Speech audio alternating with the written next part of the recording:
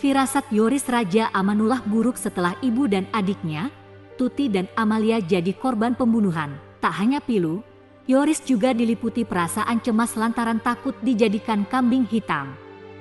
Bukan tanpa alasan Yoris berfirasat tak enak. Pria asal desa Ciseuti, Jalan Caga itu pernah menyangka dirinya bakal jadi tersangka kasus Subang. Hal itu karena Yoris merasa dijebak oleh sang ayah, Yosef. 2 tahun lebih kasus pembunuhan ibu dan anak diselidiki pihak kepolisian, Yoris akhirnya menyadari satu hal. Bahwa dirinya sempat dijebak setelah pembunuhan Tuti dan Amalia. Firasat tersebut disampaikan Leni Anggraeni, pengacara Yoris. Ada 3 alasan kenapa Yoris punya firasat tak enak bakal jadi kambing hitam di kasus Subang. Alasan pertama adalah karena Yoris sempat disuruh mengambil barang milik Yosef di TKP sesaat setelah pembunuhan Tuti dan Amalia. Sosok yang menyuruh Yoris itu tak lain adalah Yosef.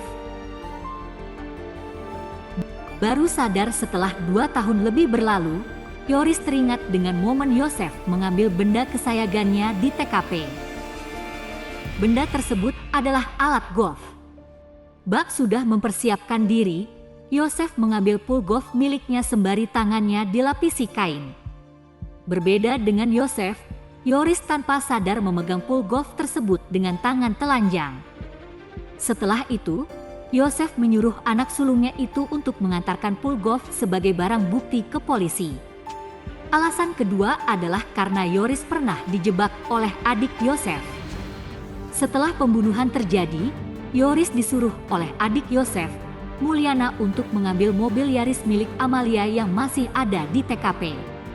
Mobil Yaris tersebut terparkir di sebelah mobil Alphard yang jadi tempat disembunyikannya jenazah Tuti dan Amalia. Aksi Yoris 2 tahun lalu itu pun sempat membuat Kapolres Subang marah.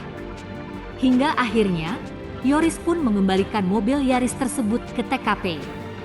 Alasan ketiga adalah saat Yoris baru sadar perangai sang ayah selama penyelidikan kasus Subang bergulir.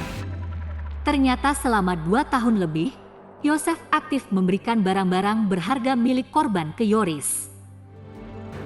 Di momen itulah Yoris curiga kenapa perhiasan yang biasa dipakai Amel bisa ada di Yosef.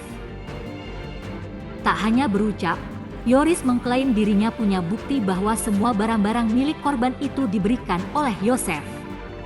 Atas perangai Yosef itulah Yoris curiga dirinya hendak dijebak sang ayah.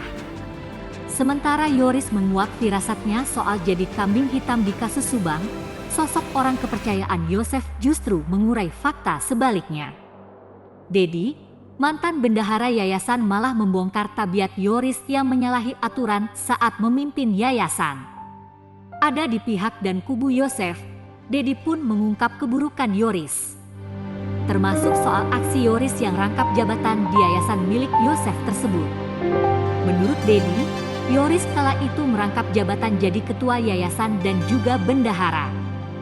Diungkap Dedi, Yoris jugalah yang diduga membuat SK palsu soal bendahara penggantinya. Padahal kala itu yang memegang jabatan sebagai bendahara juga adalah Yoris.